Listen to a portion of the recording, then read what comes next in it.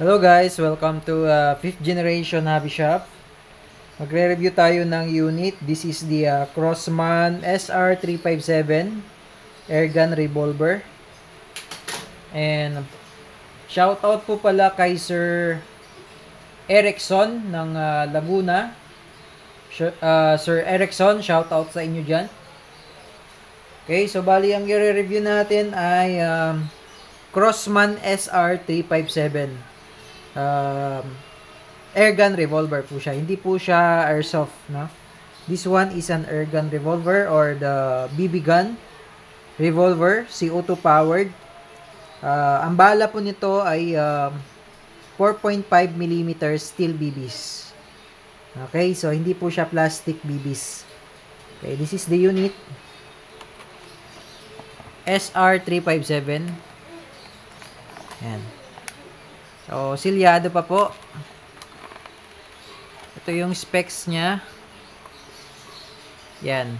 Revolver mechanism, power source CO2. Caliber 4.5 mm steel BBs. Yan, steel airgun shot.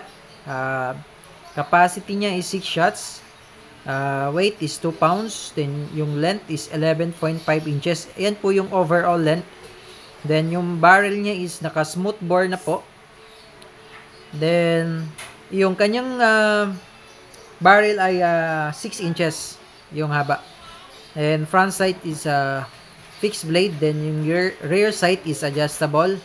Okay, with safety. Then, maximum velocity is up to 450 EPS. Okay. Yan. SR357 revolver, CO2 powered, steel BBs. Okay? Naka-indicate BBs and CO2 not included, no? From the manufacturer, hindi siya kasama, pero kapag nag-order po kayo sa amin sa 5th generation hobby shop, meron na po siyang kasamang CO2, 5 perasong CO2 for free.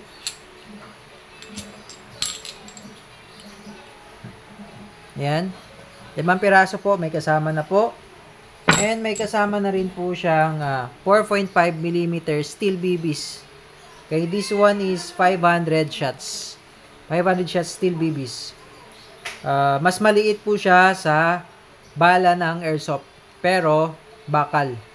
Bulitas. Steel BBs. And may kasama na rin po siyang silicone oil. Okay? Buksan na natin, Sir Erickson. So, bali, sisirain na po natin yung seal para mabuksan po natin. Kasi silyado po yan.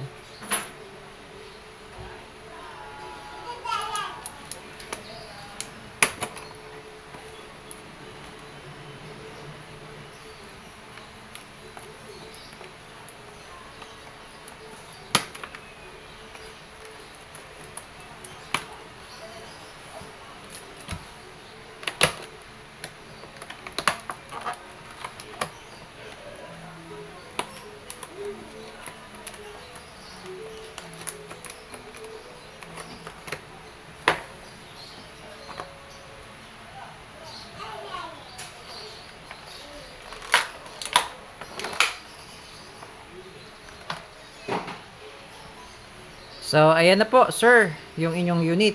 The SR357 airgun revolver, 6 shots.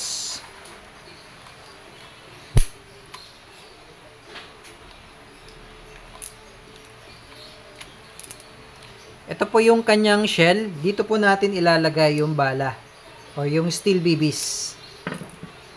Ito yung kanya cylinder. Then, meron siyang safety. Ayan. So, makikita nyo po, push forward, open, push backward, safe. Yung sa gitna, fire. Okay? Safe po yan. Okay, hindi nyo po makakalabit. So, naglalak. And then, pag i-open nyo po, ayan. Yan yung fire. Kumbaga, yung fire pala, tsaka open, push forward.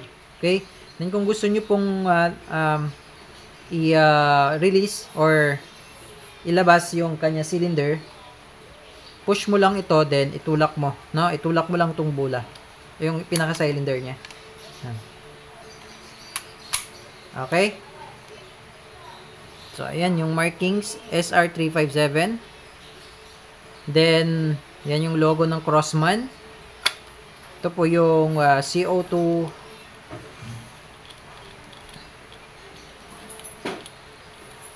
Dito po nilalagay yung kanya CO2.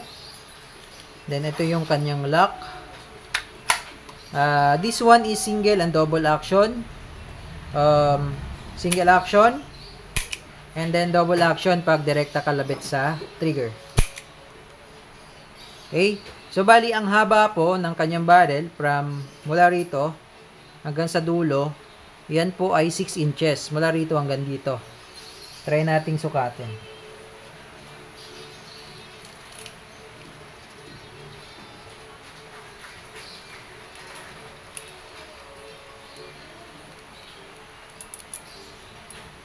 So, ayan po.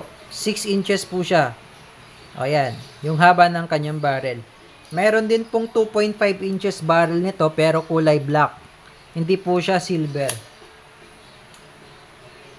Okay? So, ngayon, lalagyan po natin ng CO2. Bali, bago po kayo maglalagay ng CO2, sir, lalagyan nyo po ng silicone oil yung pinaka-tip. Yung pinakadulo ng silicone oil, lagyan nyo po, ay ng CO2, lagyan nyo po ng oil. Ayan. So, every time maglalagay po kayo ng CO2, lagyan nyo po siya ng oil. Tapos, hihigpitan nyo po. Kailangan, mabilis po yung pagpihit.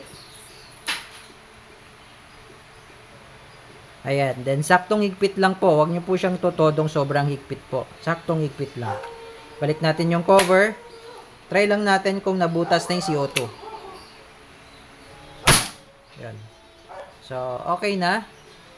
Ibig sabihin po nun, may butas na yung CO2. Nabubutas na po siya dahil puputok eh. Okay? Okay, so ngayon po maglalagay po tayo ng bala. So, this one is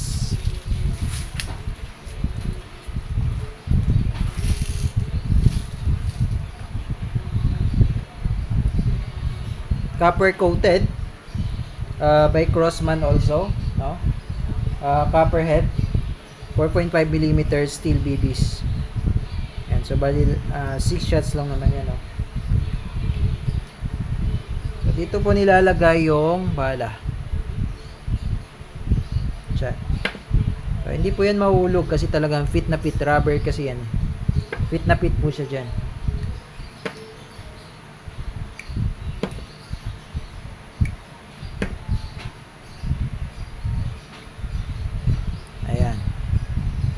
Okay, then, i-try po natin siyang i-chronograph testing. Titingnan po natin kung ilang EPS po itong Crossman SR357. Okay, Sir Erickson, i-chronograph test natin, sir, kung ilang EPS po itong inyong unit. Crossman SR357.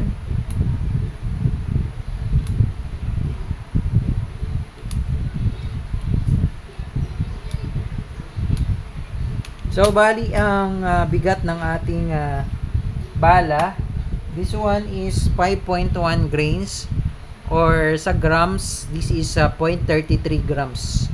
Okay, 0.33 grams po. Maliit lang siya pero mabigat.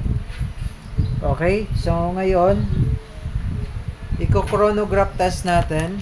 Titingnan po natin kung ilang EPS po ito.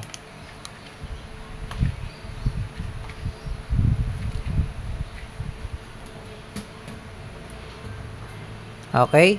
So, uunahin muna nating iti-test, i-chronograph test, sir, yung single action.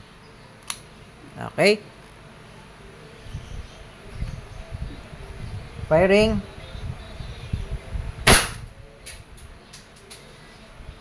Okay, 589.7.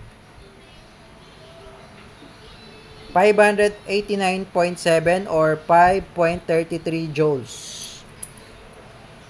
Okay, yun po yung single action. Ngayon, try naman natin yung double action. Firing.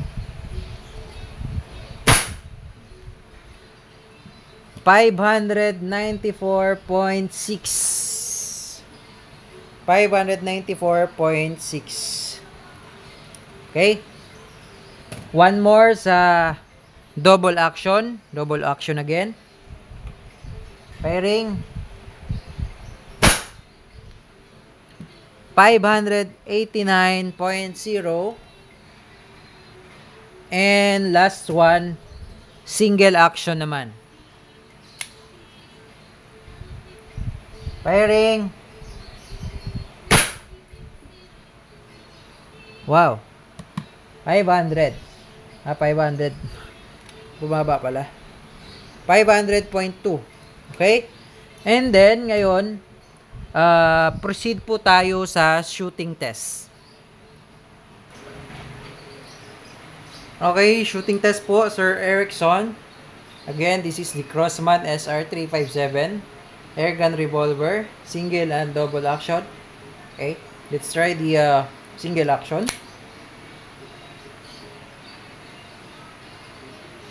Firing. Okay, very accurate. So, ubusin lang natin yung 5 shots. Okay, firing. Okay. Okay na po, Sir Erickson, ang inyong unit, the SR357 Airgun Revolver. Kung may question po regarding sa inyong unit, message lang sa aming Facebook page, 5th Generation Hobby Shop. Thank you, sir, and God bless.